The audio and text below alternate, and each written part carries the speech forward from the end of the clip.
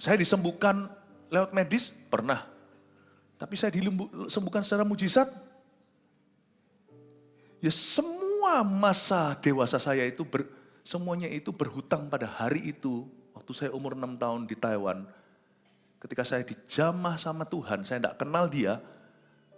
Tuhan itu jamah saya dulu, saya kenal Tuhan itu baru 10 tahun lagi kemudian dari hari itu. Waktu saya umur 7, hampir 8. Saya disembuhkan, diluruskan semua. Tulang-tulang saya lah yang gak keruan, otak saya yang lemah. Gak bisa ingat nama, gak bisa gunting, gak bisa gambar, gak bisa ikuti pelajaran sekolah. Kelas saja saya gak tahu di mana. Guru berkata, "Bu," pada mama saya, "sekolah kan dia di sekolah luar biasa." Saya dianggap sebagai anak berkebutuhan. Kaki saya masih ingat kok dahulu saya harus pakai, suatu waktu harus pakai sepatu polio itu, yang pakai besi itu. Yes, I thank God for dokter, saya bersyukur untuk para dokter. Di sini juga banyak teman saya, jemaat yang adalah dokter. Saya itu konsultasi, beritahu, "Dok, mesti gini atau mesti begitu?" Saya menghormati profesi mereka, apalagi kalau dijalankan dengan iman pada Tuhan. Tapi semua masa dewasaku berhutang pada masa kecilku ketika Yesus di jalan sebuah kota namanya Panqiao, Taipei, Taiwan, disetrum, lurus semua. It was no doctor.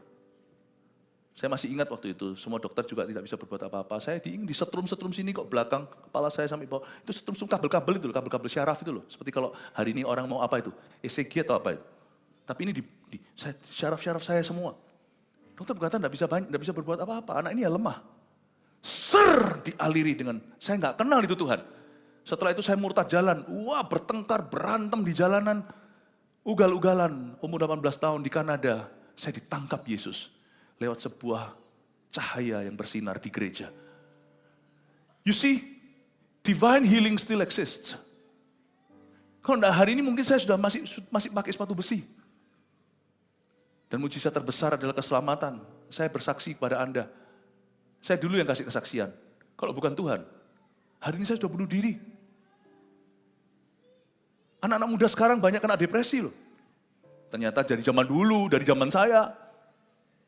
Tuhan selamatkan. Berarti Tuhan itu hidup. Di kayu salibnya itu 2000 tahun lalu, dia nggak disalib lagi. Where is he? Dia ada di mana? Dia di sini ketika kita berseru kepadanya. 2-3 orang berkumpul di dalam namanya. Seorang yang sakit kusta datang pada Yesus. Kalau kita ada masalah, ada persoalan, ada pergumulan. Datang ke Tuhan. Jangan lu lari. Sebab kalau kau lari, setan akan mencuri, membunuh, lalu membinasakan.